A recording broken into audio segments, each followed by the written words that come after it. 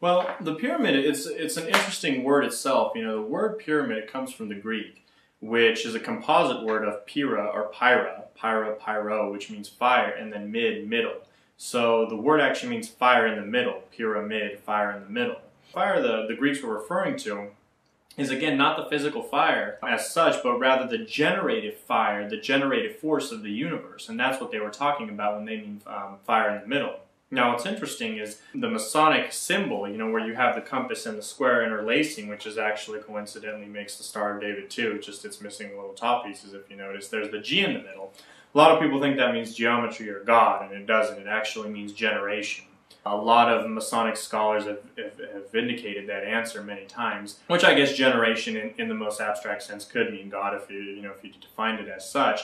But again, it means the same generation that the Greeks used to describe the word pyramid, and it was they referred to this generative force of the universe, you know, this kind of like general pranic force, if you want, this pranic energy, or the very life force that creates the universe, but not necessarily life, but just the universe in general, the planets, matter, stars, galaxies, you know, this kind of life-giving substance which is never seen, but it's really responsible for all things living. And that's what they meant. It was that action, that generative force that they venerated in the pyramids. And that's actually what it's even venerated when you have, you know, the Holy Trinity, in Christianity. That Trinity actually represents that generative force, just like the Greeks notarized it in the pyramid, which is what the word pyramid means, fire in the middle. Or again, you know, the Masonic lodges, they have the, you know, compass coming down with the interlacing square, interlacing it, and then there's the G in the middle. The G actually means generation, or the generative force, because it's the heavenly principle, which is represented by the compass, and the mundane, or the physical force of the universe interlacing. So it's, again, the mother and the father concept, or the masculine or the feminine, or the spirit and the matter interlacing, and the middle is the generative force, whatever that may be. So it's kind of an interesting tidbit on the etymology, really, of the word pyramid. What's interesting, though, is when we fast forward to Egypt, a lot of people aren't familiar with the fact that the pyramids in Egypt actually come in two different categories. The pyramids in Egypt, there's several hundreds of them. Most of them were actually built in the dynasties that people talk about, you know, ranging from around 2000 BC to 5000 BC, a lot of the pyramids. But the three major pyramids, the pyramids of Giza, the three major pyramids of Giza, were actually constructed much, much longer before the several hundred pyramids that you find lying really across the plateau of the Nile and of the Giza Strip. And what's interesting is, and this is actually a fact that's never mentioned, is there's never been a pharaoh discovered in a pyramid.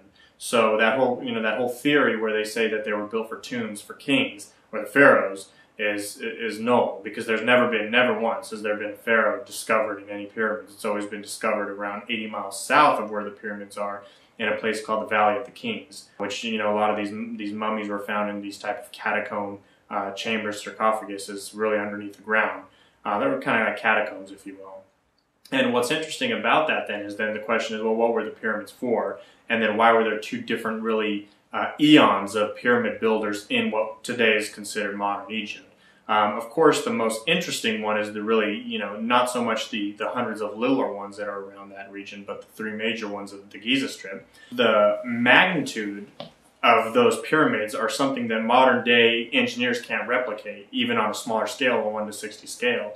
Not to mention, you know, those blocks are, you know, 60 tons in some cases, and the precision of them is something almost modern computers can't, you know, to mimic. So to try to justify those kinds of structures with modern or even, you know, archaic building, but even modern building, is ludicrous, because, you know, so many people have proven that simply can't be true. You know, without deriving too much from the subject matter, that's kind of the ball of pyramids. Well, you know, it's not necessarily what the pyramid itself is made out of, but rather the structure, and it goes back to the etymology of the word the pyramid, because if you look at what the pyramid is, it stems a little bit even from what we were talking about in numerology, and that is that the pinnacle of the pyramid is really, if you abstract again, the pinnacle of the pyramid is really the point of singularity between this side, the physical world, and the ether, you know, or the Akashic side of things, and that's kind of like a symbolic point, and that's why they always use like a very high well conductor to basically extract energy from one side of the universe, which was the, you know, the invisible spiritual side, and then to later allocate it down evenly inside things which were inside the pyramid. And that's why you can see, you know, the pyramids like we talked about in Giza, there's no way that could have been a tomb because it made no sense for it to be a tomb. Could have been a battery, could have been maybe some kind of a transportation device, could have been maybe some kind of a mode or means of communicating with the other side, you know, the spiritual side, some kind of an amplifier for that, but by no stretch of the imagination could it have been a